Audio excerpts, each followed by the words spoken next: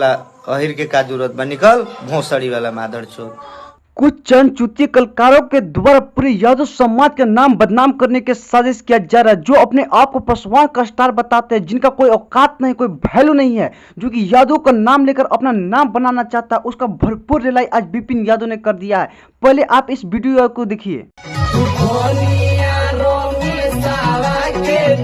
तूफान का अपने आप को बहुत बड़ा स्टार समझने लगा, जिसका कोई औकात और वैल्यू नहीं है, जो कि यादव का गुलामी और बनिहारी करने का काम करता है। वो हमारे आदरणीय लालू प्रसाद यादव जी का अपमानित करने का काम करता है, और यहाँ तक कि हमारे दादा श्री कृष्ण को मक्खन चोरवा और न जाने क्या क्या बोल। नदी पे नहाने जाती थी तो उनका साड़ियाँ चुरा के कृष्ण भगवान पेड़ पे रख देते थे। तो इस सारा चुतिया, और वही जब यादव समाज एकजुट होकर भरपूर रिलाई किया तो माफी देखिए किसे कुंदन यादव आकर पूरे सोशल मीडिया पर माफी मांग रहे। पहले आप इस वीडियो को देखिए। कृष्ण को हाथ जोड़ता हूँ और अगर मुझसे अगर निकल गया होगा अनजाने में तो माफी चाहता हूँ।